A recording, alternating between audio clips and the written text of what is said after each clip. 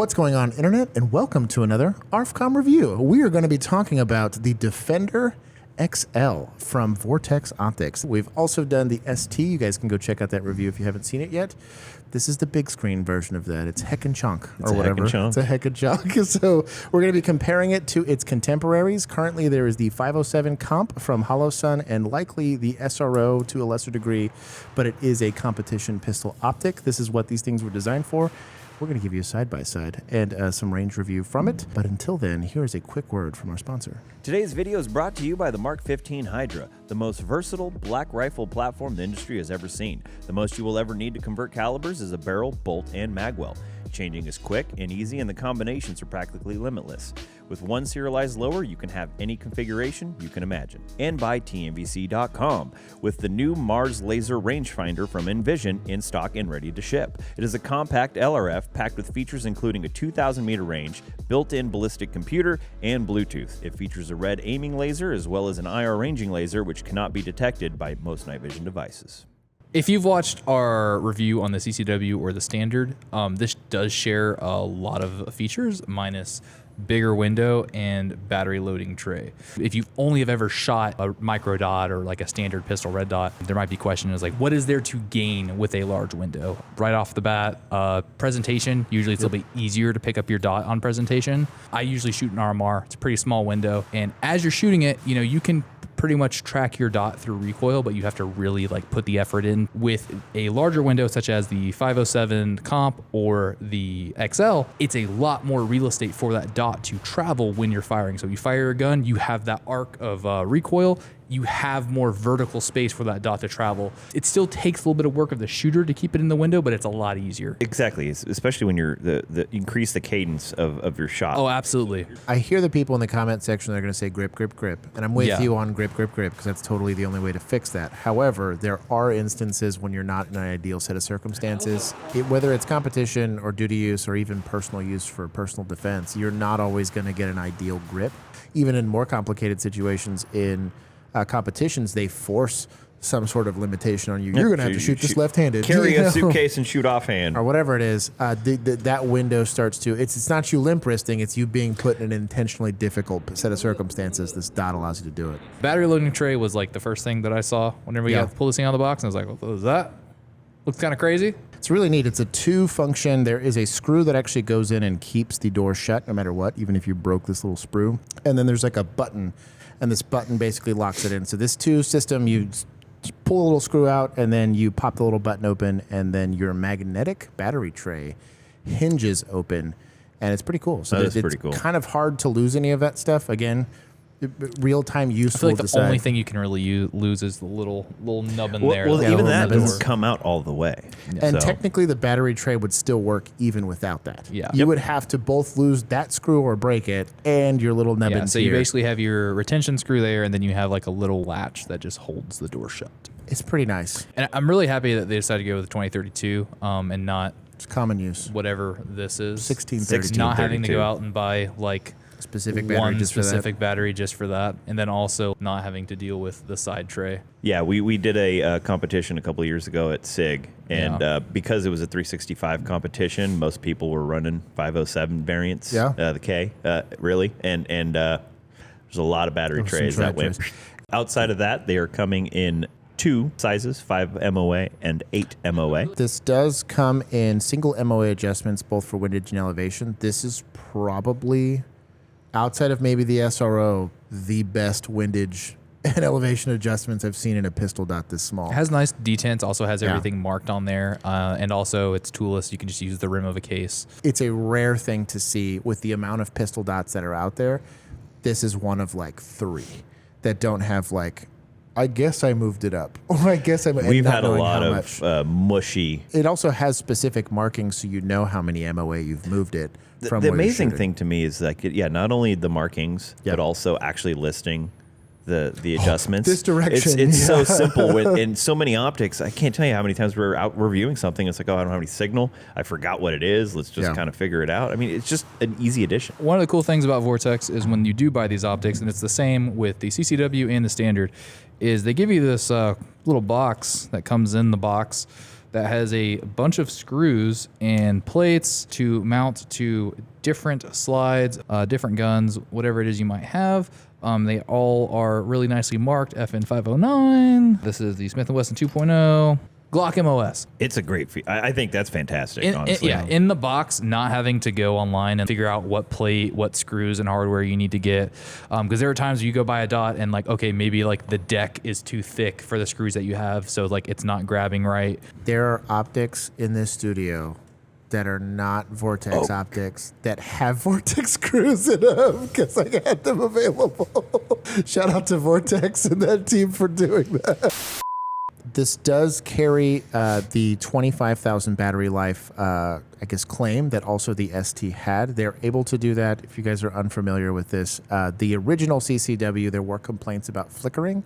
They were using, modulation? Well, it's just, pulse? It was a pulse refresh. Yeah. So when you moved it quickly, you could see kind of dots, like the trail. And we have some B-roll footage of how we compared the original CCW to the ST. So they essentially looked at the circuit board. They got new resistors, upgraded the circuit board. Yeah. So now, as opposed to having any refresh rate, all of the Defender line is just a constant on 25,000 hours battery life. I never really had too much of a problem with it, but however, I do think it is now superior.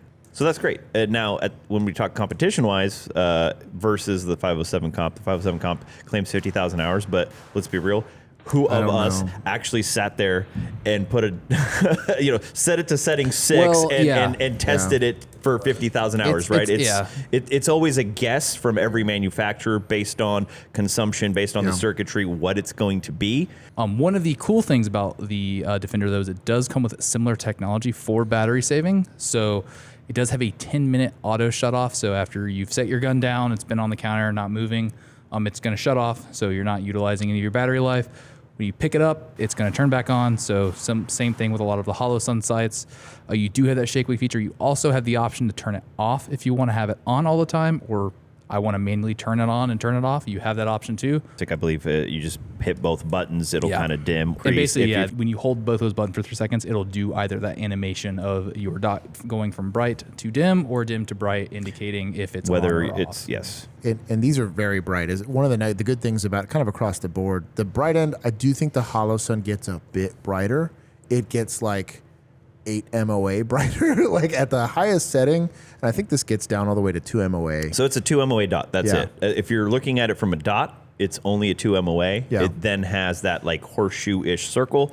That is like 8, 12, and 30. Yeah. But to be fair, a lot of those horseshoes are pretty small, and they just kind of look like big dots. Yeah. Once you get that the 8 bright, MOA dot, if you put it on a low power setting, or the 8 MOA horseshoe. So that's where I would say that I think the Holosun has a slight edge. If you like your circle dots and you like having a reticle, they're kind of the only game. Yeah, they're really the only one doing that anyway. Yeah, and you should probably lean more into the Holosun. You're not going to get that with the Vortex. The Vortex is just a simple dot for me and a lot of other people. That's all you really need. Yeah, I have a couple of Holosuns and I've never used anything but the only dot. time I really use a circle dot is like on rifles, and that's for like ranging. Yeah. Other than that, I'm not really using them. I do like when you look at it, and again, 5 MOA for people that are used to rifle red dots sounds enormous. And at 100 yards, that would be enormous. If you were shooting a rifle. Exactly. I'm still going to, think about 5 MOA at 100 yards. I'm still able to technically put an A-zone hit with a 5 MOA dot. Yeah. It's just, am I that good of a shooter? And do I have a pistol? Just your dot is almost the size of the... It's almost the size of the target, right? But I do think that they were wise to do it. And I think really they were smart about this. The 507 comp is a bit wider. And you can see it both. I mean, the 226 that we put that on, around, that's a thick gun. And it still kind of comes out from that slide versus this. It's, I don't want to say thinner. It looks thinner in profile, but it's definitely taller. I was going to say, for this review, we did pretty much straight comparison between the 509 comp and the Defender. We also did the SRO, but between the Defender and the comp is more of a direct comparison because they're kind of more in the same price point. They're going to be a lot closer. I just really wanted to include the SRO because a lot of folks use that in competition. And that's kind of the standard for a lot of people. So we just kind of want to have it as like a benchmark to compare it to. But looking at both of these, when you're looking at them like side by side, not on a slide, the Vortex looks a little larger, and it is like The glass in is height, taller. It Yeah. is taller. We actually looked at what is the observable part of the lens that you actually can see when it's extended, and it's within a millimeter of difference between the two of them, both height and width wise. So in terms of like, if you are somebody who's like, I want to have the absolute like biggest window, they're pretty much damn near the same. And so also when it comes to design, on the front of the glass of the Holosun, it's kind of a flush fit. So where that footprint is kind of where it goes straight up from there. The Vortex, similar to like the new RMR like HD, and similar to like the SROs, kind of overhangs the cut a little bit. We currently have this on the Echelon, and on the Echelon it was sitting kind of close to the ejection port. Between like 70 to 100 rounds, we were starting to get a little bit of buildup on the lens from carbon, but I mean, it's nothing to just wipe away with your shirt, and it's not really a problem, but it was something that we saw. It's a thing, and it happened. Yeah, I do like, and I find this interesting that the design's staying pretty consistent across the entire Defender line, but that they do have knurling, and they do have like this like shock absorber at the top of this. There were some claims made. We're going to see if we can actually put this to the test, that this thing was designed to take more abuse. I won't make any claims about what they claim because I want to be able to verify it firsthand. But there were some relatively heinous claims made that they were like, no, dude, you can abuse this. This was designed to take harder hits, drops, and actually be, if you're going to be the guy that's barricade slamming your red dot, even though you're not really supposed to. I don't know you should really be doing that with any dot consistently, but you yes. shouldn't. But the engineers said, we got a chance to talk to them, and they said, we knew people were going to do it anyways. So instead of saying, hey, Marines, stop trying to break my equipment, let's just engineer it for them. If that makes and the cool sense. thing is, too, is like with Vortex, they already have like a pretty banging warranty. So I think if you don't care whether you're using an RMR adapter plate or a Delta Point Pro plate, and you're looking at the 507 and the Vortex, and they're very similar in price, I think the huge edge goes to Vortex, being that warranty is fantastic.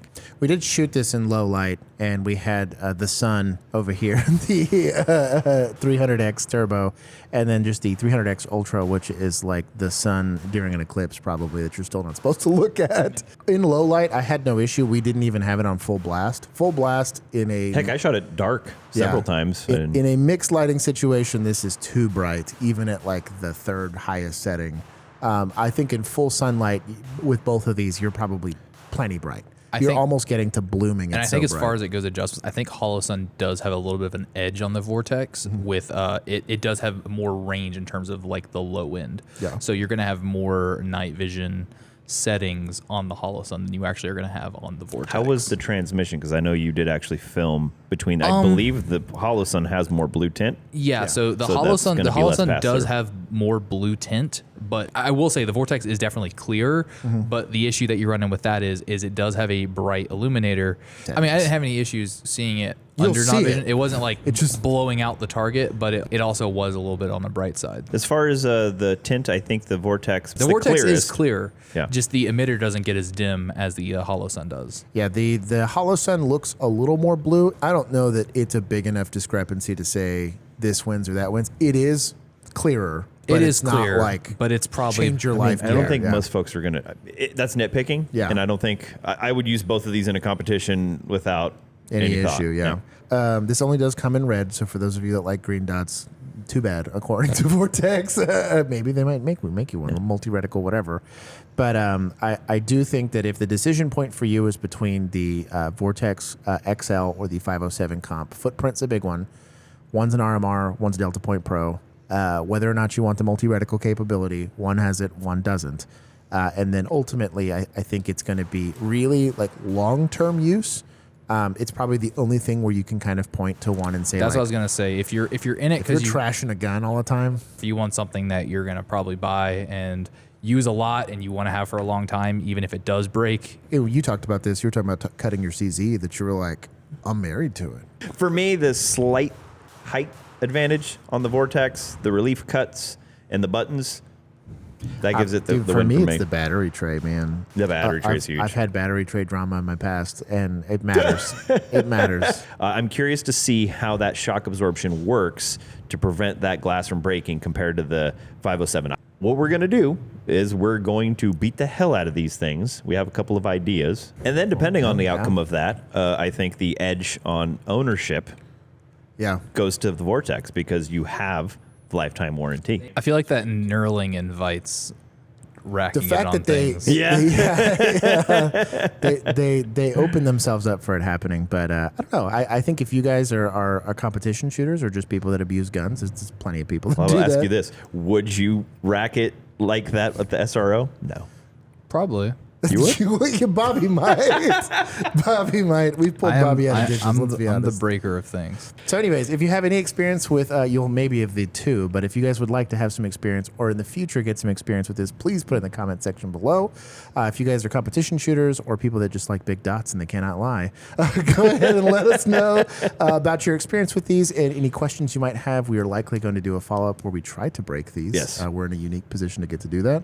But you can go ahead and request all that stuff. I do answer or argue with you in the comment section below. Where else can they find us? AR15COM on the socials. I beat you to it. And if you're not feeling the social media right now, go check out the old school AR15.com forums where all the spicy discussions happen in GD. Where do the cool kids go, though? They go to our Discord. Boom. That's The link can be found in the doobly-doo. Anyways, you guys stay dangerous. Take care of your equipment. And if you don't, utilize those warranties.